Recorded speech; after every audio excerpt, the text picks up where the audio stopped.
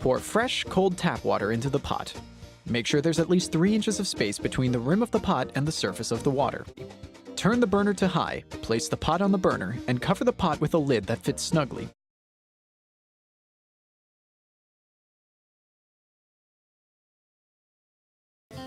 Add 1 tablespoon of sea salt to the boiling water. Then, place a steamer insert inside the pot.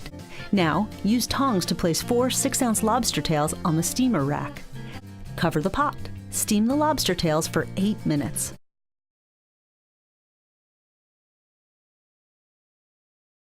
Then reduce to a simmer. Get some small bowls ready for your eggs. Slip the eggs into the water clockwise like this.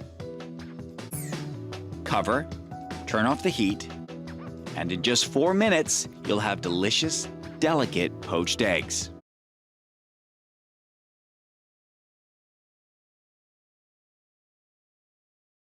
Bring the water to a rolling boil. Clean and trim your veggies while you wait.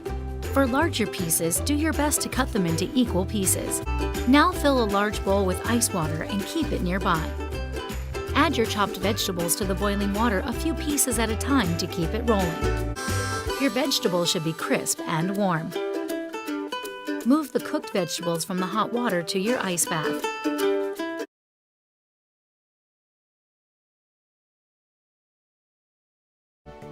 To keep a pot simmering, one brings it to a boil and then reduces the heat to a point where the formation of bubbles form on the bottom and rise to the top very slowly.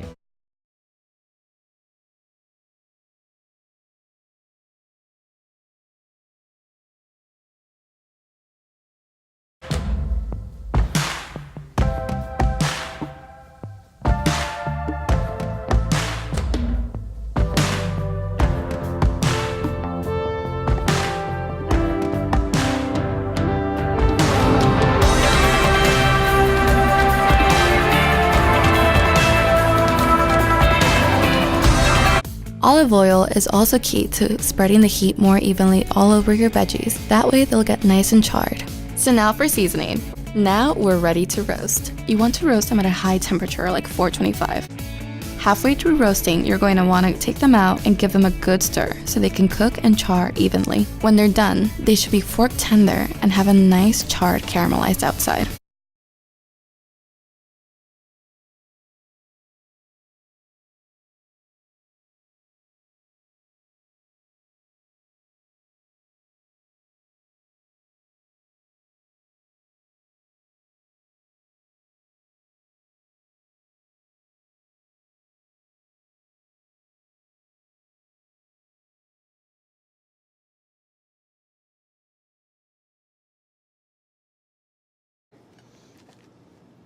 So I'm going to start by dredging my fish in flour. Give it a little shake to shake off any excess, and then into our egg wash, into the panko, and then into the pan.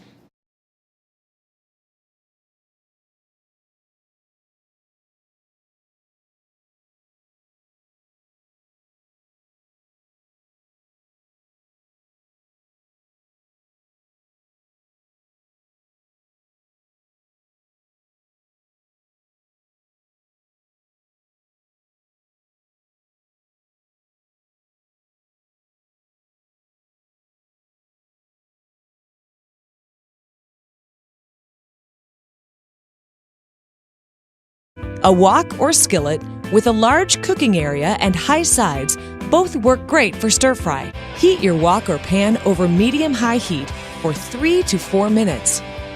Pour 1 tablespoon of oil down the side of the pan. Tip the pan so the oil coats the sides and bottom. Let the oil heat up for a minute or 2. Toss and stir rapidly for about 30 seconds to flavor your oil. Step 3. Cook the chicken. Carefully place the chicken pieces and let them sear without stirring for 1 minute. Then toss and stir for 3 or 4 more minutes. Add the 2nd tablespoon of oil to the hot pan. Sugar snap peas. Add the 1/2 cup chicken broth, put on a lid, and cook for 2 or 3 more minutes. Place the cooked chicken in the hot pan and toss with the vegetables until they are well mixed.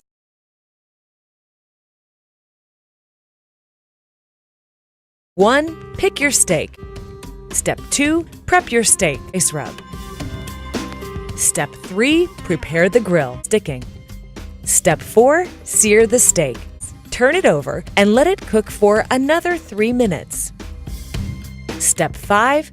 Finish on medium-low.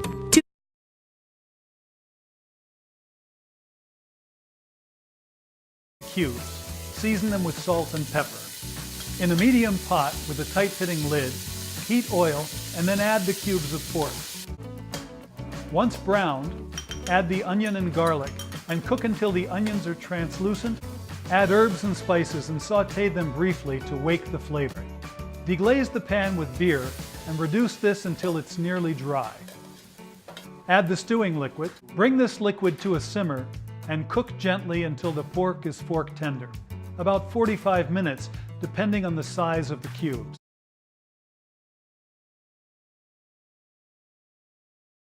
And it's time to sear it. In a large pot, heat the oil over medium-high heat. Once your meat is seared, we're going to remove it from the pan. Next, we're going to add our vegetables for a bit of an extra kick. As the vegetables cook and become tender, they're going to soak up the flavors from the seared meat in liquid.